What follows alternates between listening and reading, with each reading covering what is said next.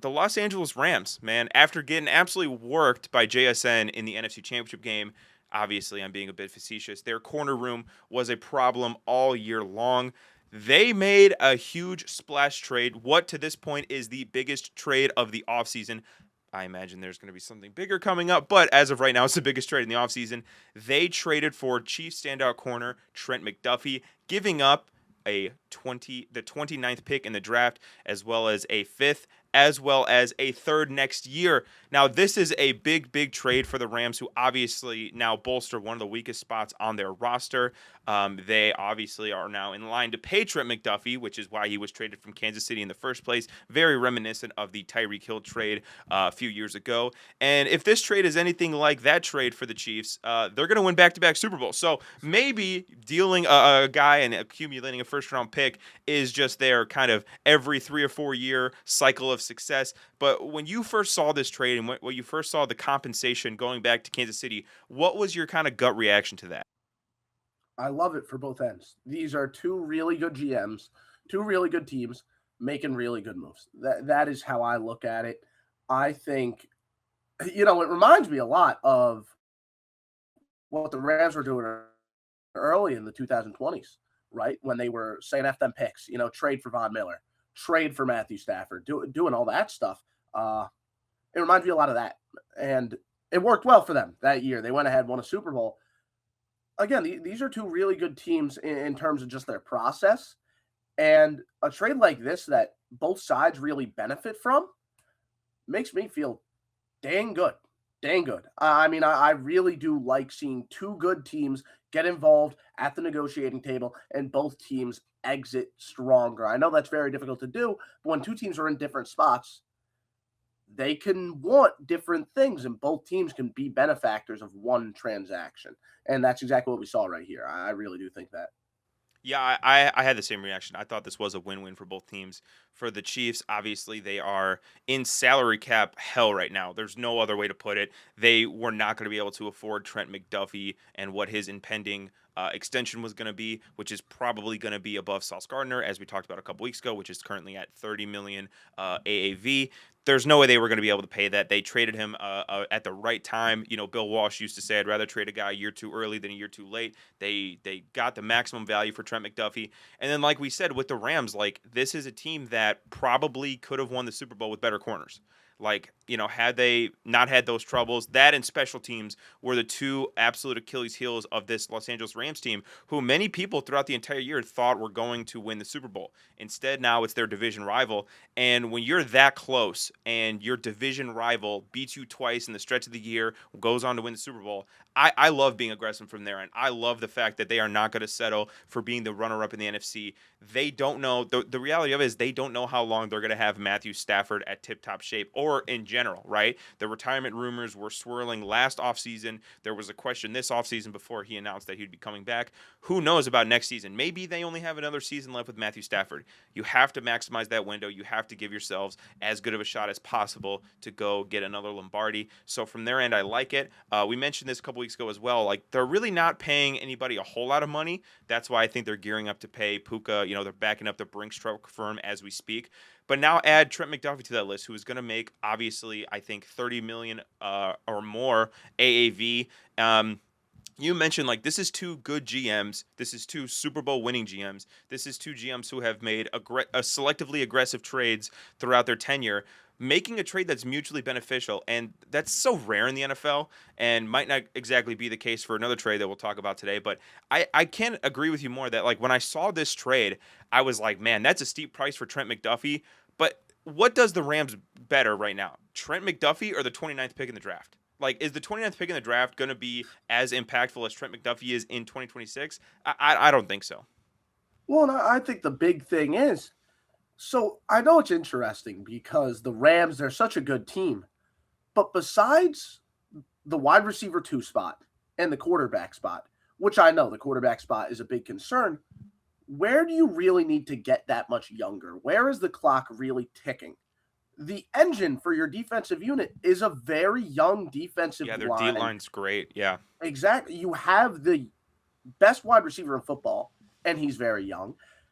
I mean, you look right now, the offensive line looked a lot better last Hmm. year, and they are younger. I mean, where are you concerned? Where are Yeah. you concerned? Where are you really saying, oh, we're going to lose him? We need to start thinking about a replacement.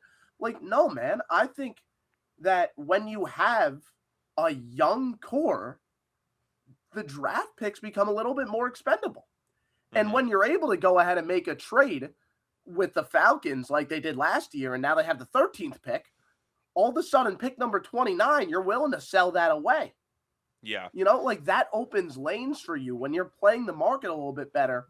You have more stuff, in your pocket, so you're willing to sell a little bit more. And that's what the good teams do, and that's why the Rams have been a benchmark in terms of team building for the past few years. Yeah, and you talked about how their old model was F them picks. I would say they're still in that model. Since 2017, you want to know the only player they've taken in the first round? Jared Verse. Jared every Verse. every other first round pick they've had has been used to get Jalen Ramsey, Matthew Stafford. Last year they traded with the Falcons. At the time, I thought that was a horrendous trade for Atlanta. Now it looks even worse, giving the Rams the 13th overall pick. So you trade a first round, basically you trade a free first round pick, get Trent McDuffie in the back in the last few picks of the first round. Like you said, you still have the 13th overall pick, so you can go get a pass rusher, a pass catcher. You can get whoever you want. They're like the luxury is open now because, like you said, do they have any real immediate needs now that corner is surefied, right? With Trent McDuffie, do they have any real immediate needs? Oh, this guy's 37, he's gonna be leaving soon. Oh, this guy's a upcoming free agent. Oh, this guy. No, they don't. You could argue Stafford, but again, that's up in the air. You're not going to draft a guy in the first round when you have a Hall of Fame quarterback, I don't think. But they have put themselves in a great position. Les Snead is one of the best in the business. And again, I do think that because Seattle was able to win the Super Bowl, they're kicking into overdrive a little bit. They're amping up their aggressiveness. Now, speaking of Super Bowl, Patrick, I have to ask you because so many people last year, the Rams were their darling. They were the belle of the ball. They were the team that was going to win the Super Bowl. After acquiring Trent McDuffie, and obviously we still have to see what they do in free agency and what they do in the draft with that 13th overall pick. Right now, today, as of March 5th, are the Rams your favorite to win the Super Bowl now that they got Trent McDuffie? How could they? I mean, really, how could they not be? Listen, injuries happen, and Matthew Stafford could get hurt. Puka Nakua might miss. Who knows? Like, stuff could happen, and then all of a sudden they suck. Like, that's what football is. But in terms of just on paper, how could you not pick them? Sean McVay isn't going to let this team regress. They just improved their biggest weakness. And they have another first round pick, an early first round pick, to continue to patch that up. I mean, yeah, man, it's really hard to say that they're not the Super Bowl favorite, in my opinion. You have a defensive line that gets after the quarterback. And since they added some more beef on the interior defensive line last offseason, they've been a lot better at defending the run. That linebacker room really took a step up last year. The secondary is going to be a lot better now that they have Trent McDuffie. They have the best receiver in the sport in Puka Nakua, in my opinion. And Matthew Stafford, the quarterback that he is, I mean, he's ridiculous. There's a reason he won the MVP. I mean, he is spectacular. And they still have Devontae Adams. Devontae Adams is an incredible player in his own right, alongside Puka Nakua. That's two top 10 receivers and a great quarterback behind a good offensive line and some fine running backs back there. It's hard to bet against them. I don't think there's another team with as convincing of a case. Yeah, if only they could catch punts. That would be catch and cover punts. That would be pretty cool. And I think that as I'm being facetious and I'm being humorous because I am a Seahawks fan. But realistically, you look at this Rams team. If you're a Rams fan, if you're Les Snead, if you're Sean McVay, you say if we don't allow Rashid Shaheed to run back a punt, and if we don't drop a punt in the NFC Championship game, we're hosting a Lombardi Trophy right now.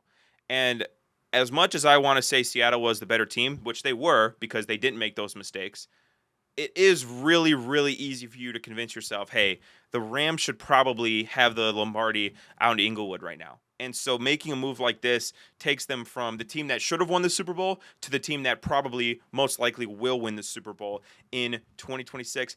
I want to switch to talk about now the Chiefs end of this, right? Because I was thinking about this today or in the last few days. And there's all these rumors and stuff before free agency, and we know that the Chiefs are an absolute financial ruin right now. They need to just get above water with the salary cap. I was thinking to myself, like, why would they not prioritize Trent McDuffie? And my main conclusion that I came to, which you're welcome to disagree with, is they chose to prioritize Chris Jones, a dominant interior defensive lineman, over a corner in Trent McDuffie. Now, the Chiefs have let go of corners in the past, most notably Jalen Watson, Charvarius Ward, who went to the 49ers. And it seems like their defense really hasn't skipped much of a beat under Steve Spagnuolo. What they haven't had, though, is a defense without Chris Jones. So my question to you is, would you rather, 2026 alone, would you rather have Chris Jones or Trent McDuffie? Because clearly I think they were in a spot where they could only pick one. That's a tough one. That is a really tough one. I mean, that's why they pay me the big bucks. I ask the good questions. McDuffie's younger. Does that contribute much to any of this? Am I allowed to say that? Is that a cop-out for me to go with the younger guy? It's a slight cop-out. I'll give you like a half point. It's a slight cop-out, but I would like to hear some real reasoning from you. Okay, so I'll say this. A defensive tackle on a defensive line that's really built to defend the run. Like George Karlaftis is a run-defending edge rusher. And you look across that defensive line, they've been trying to bring guys in to really get to the quarterback. None of it has worked. Felix Anudike-Uzomah has not. He's been a non-factor. Omar Norman Lott they drafted. He's supposed to be this great pass rushing interior guy. He hasn't carved out a role for himself. Chris Jones has been their best pass rusher. So I guess for that reason, because they have struggled so much to get a pass rush without him, you have to go Chris Jones if you're talking just this year in a vacuum. Yeah, and I'm going to say something, and I was thinking about this, and it might not make sense to a lot of people, but it makes sense to me, and that's all that really matters. I think that Trent McDuffie might be a better player at this point, but Chris Jones is probably a more valuable player for the Chiefs. Like you were saying, their defensive line, I mean, we're talking about like one of the worst units in the NFL, sans Chris Jones. Sans Chris Jones. No, they defend the run well. That's what they're there to do. But they have no pass rush, and they have very little pass rush. Chris Jones provides that. He also plays the run well, and we've been talking all offseason about just how dominant a interior defensive lineman is to your defense. I'm not there yet, but I'm getting close to saying that those guys might be more valuable right now than edge rushers. I'm not there yet. Don't yell at me. But I'm getting close because I do think that their impact is so monumental on a defense. So, obviously they answered that question. They said we would rather have Chris Jones. They traded Trent McDuffie to the Rams. Obviously, I think part of the equation as well is we're going to get a lot more in a trade for Trent McDuffie. So if it's a tie or if, McDuffie's winning by a little bit, the draft pick compensation that we're getting in return obviously tips the scales in Chris Jones's favor. After trading McDuffie, and obviously Patrick Mahomes is coming off of the torn ACL. We don't know how he's going to be. Travis Kelce's still a free agent, although I would be shocked if he went anywhere but Kansas City. Are the Chiefs a legitimate threat in 2026, or is this kind of like a lull down year before they kind of retool for 2027? You got to keep in mind, Mahomes is supposed to miss time to start the year. So, in my opinion, it's absolutely going to be a down year, and that's fine. Look at their division right now. You want to wait for them to have a little bit of regressing. You really do. And I think that's what they're kind of going to look for. They are going to let this year just, kind of ride it out, not tank. They're going to try and win, but they're going to play things safe. But, man, look at the capital they got here. We might see a second wave of this Chiefs dynasty real soon because Mahomes is still there. And Mahomes is a heck of a quarterback. Even without Travis Kelce, maybe even without Andy Reid. I love what Mahomes is capable of. I know, crazy hot take. Mahomes is a good player. What? But having who put Chris Collinsworth on my podcast, man? Where did Chris Collinsworth come out of? This is crazy. Having number 15 alone will always kind of put you in the spot of you can do it. You just need to build the pieces. Yeah. And they have the capital now to build the pieces. They got a first, a third, a fifth, and a sixth. Mm-hmm. Dude, that's some good value. Yeah, that's That really is good value. some good value. And I mean, it becomes a little bit of a question of, did the Rams give up too much? I would say no. I personally would say no, just because the Rams, again, like I said earlier, you have the ability to give up that much capital because you have the 13th overall pick. But that's on the Rams side of things. We already talked about that. As Yeah. for the Chiefs, you got all that value out of Trent McDuffie instead of paying a young player a lot of money. And Yeah. you are in a cap spot where you really can't be paying him that type of money. So trading him away, I'm a really big fan of that. Yeah, And and getting that return. yeah, I mean, I don't think that there's any way that they like I said, they could have kept him. And you talked about like the other dynasty, the Patriots. The only player that was throughout the entire dynasty was Tom Brady. As long like you said, as long as you have number 15, you're good to go. People will leave. People will Wes Welker left to free agency, and Randy Moss was traded away, and like all of these guys, and they matter. But at the end of the day, if you have that, one of one Hall of Fame quarterback, you're going to be set to go. The other point I want to make regarding the Kansas City Chiefs is, you know, you mentioned Andy Reid, which I think is interesting. I don't know how much longer Andy Reid has as coaching.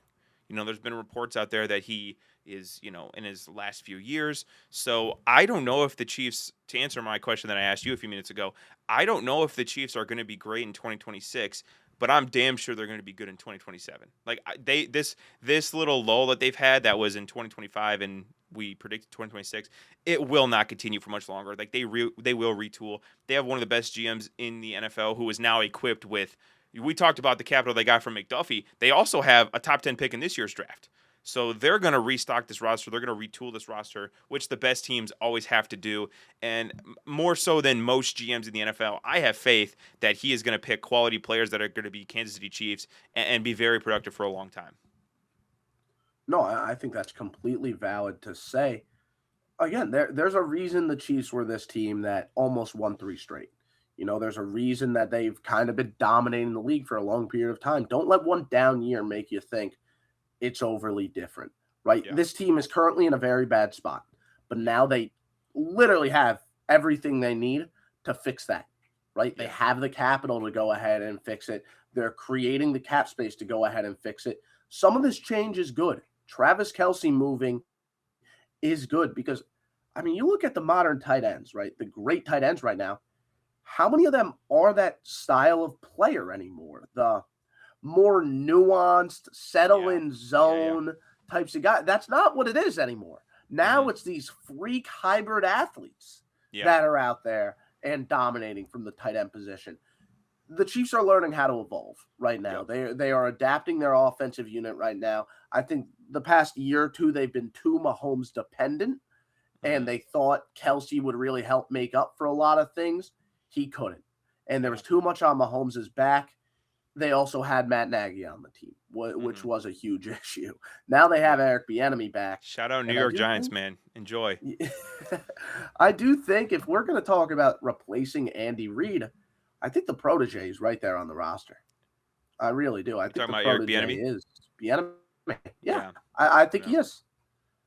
Listen, That. he's been developing the guy for so long. It's Yep. just a question of why do you let him go for a period of time? Well, I think actually that was a strategic move on his end because he wasn't calling plays under Andy Reid. And so the thought was, oh, he's just an underlink of Andy Reid. He's like, I'm going to go to Washington. I'm going to call plays. I'm going to get it worked out. Problem is, he had Sam Howell as his quarterback. Things didn't go well. Then he was like ostracized from the league for like a couple of years, which was really weird. He went to like UCLA or whatever, but really rebuilt his name with the Bears last year as their running backs coach. I mean, Monungai and Swift had the best year of their career. Kyle Monungai, obviously by default because he was a rookie, but Swift had a phenomenal year. And I think that, he's earned back a lot of that goodwill. I'm sure Ben Johnson put in a good word. Andy Reid welcomed him back with open arms and like showed Matt Nagy the door. So I don't think that that's a crazy thing at all because if you remember like 4 or 5 years ago, this is a guy he was like, Ben Johnson's light. Like every team it sounded like wanted to interview him to be their head coach, and it just for whatever reason didn't work out, and then didn't work in Washington. But I do think that Eric Bieniemy would be a fine replacement for Andy Reid. But I got to say, when this trade happened, I texted you. We added it to our rundown. We were like going to talk about it, research it, whatever. And I texted you yesterday, and I said, "Listen, I don't think that this is the end of the news in this cycle. I think we've got more to put down the rundown.